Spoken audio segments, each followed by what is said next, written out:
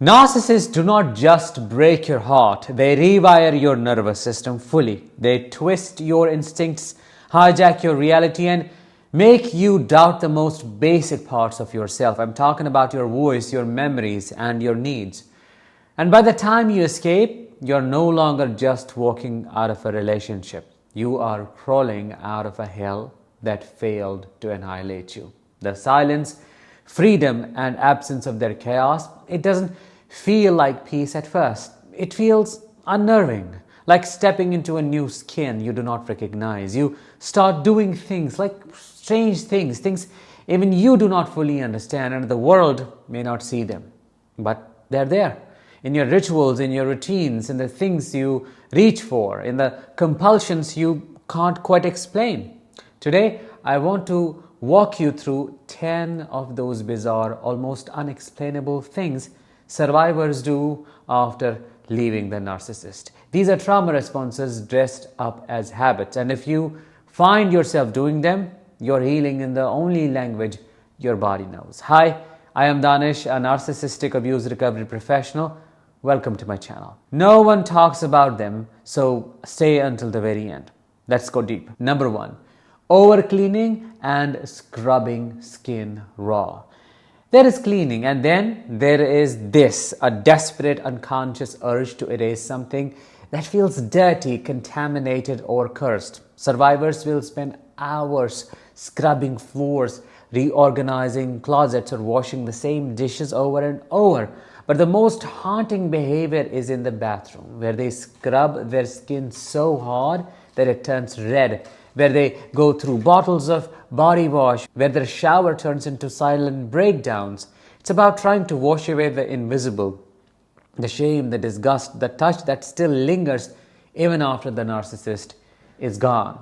They do not realize it, but their body is in protest. Get them off me, it says. And until the trauma is acknowledged, no amount of soap will ever be enough. Number 2, over-apologizing and excessive politeness.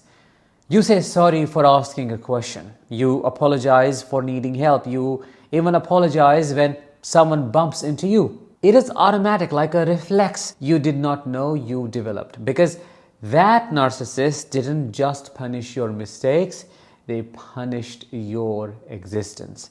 They made your voice feel intrusive, your presence feel like a burden, your emotions feel like an inconvenience. So you overcompensate, you shrink, you become overly polite, overly soft, overly agreeable. Why?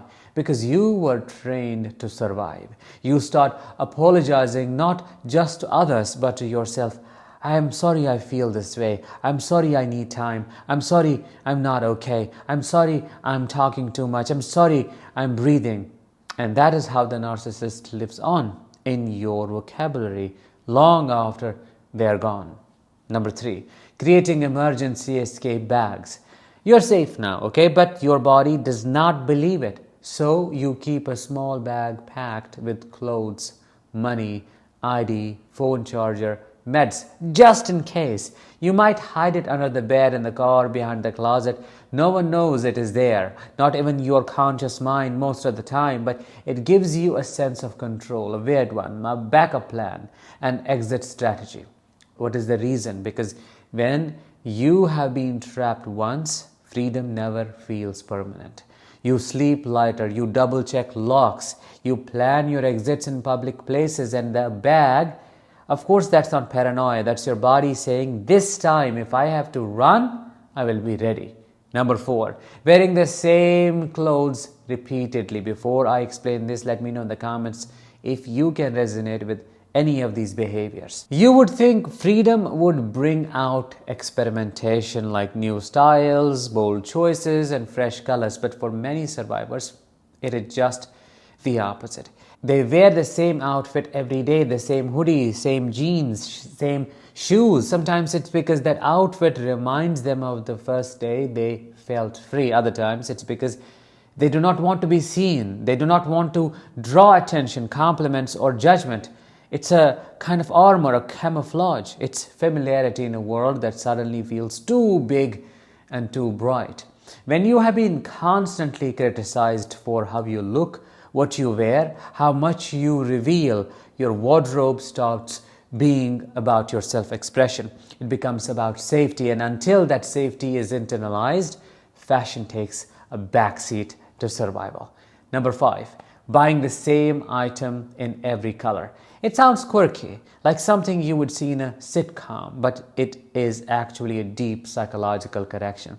After years of walking on eggshells, every choice felt dangerous. Even picking a meal, a song, a dress could start a fight. You were not allowed to like things without their approval. So when you finally do find something that feels good, a comfortable shirt, a certain perfume, a mug, you hoard it. You buy it in every color, every pattern, every backup version you can. Why? Because in your brain, it is not just a shirt, it is a declaration. I am allowed to want this. I am allowed to choose this. I am allowed to enjoy something without being punished for it. You're not just shopping, you are reclaiming power, and that is what you need to understand. Number 6, speaking to themselves out loud. You find yourself talking in the kitchen, in the car, before sleeping, not just inner dialogue, but full conversations. You replay moments, defend yourself, explain what you should have said.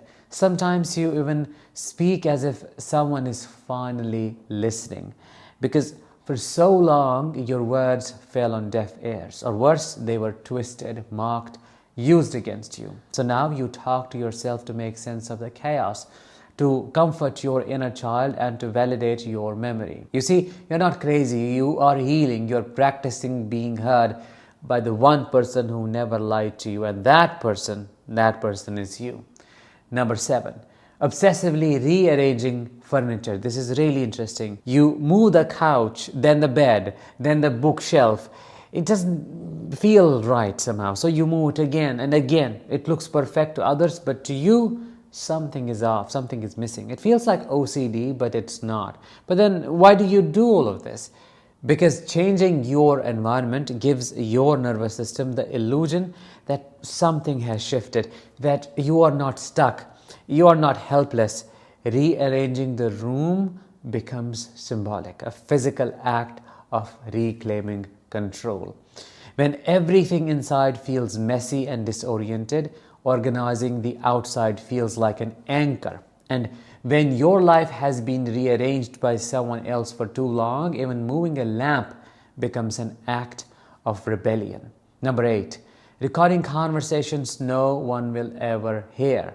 You hit record when you are journaling. You talk into voice memos. You document things obsessively. Of course, not for nostalgia, but to prove you are not imagining things. Because narcissists gaslight you until you question your memory, don't they? Until you stop trusting your own eyes and ears. So what do? You start keeping receipts, even in private moments. It becomes a form of self-validation.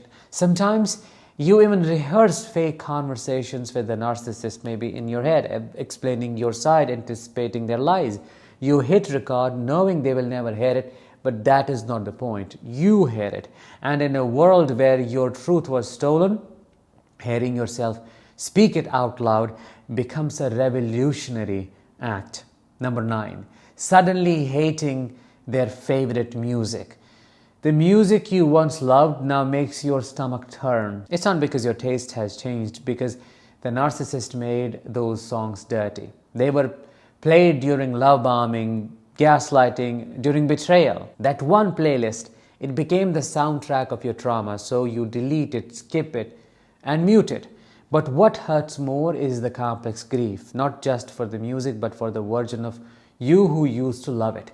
That innocent joy, that open heart, that moment in time that now feels like a lie. Healing isn't just about letting go of the narcissist. Sometimes it's about mourning the little things they took, like your favorite song. Number 10, overanalyzing every text message they send.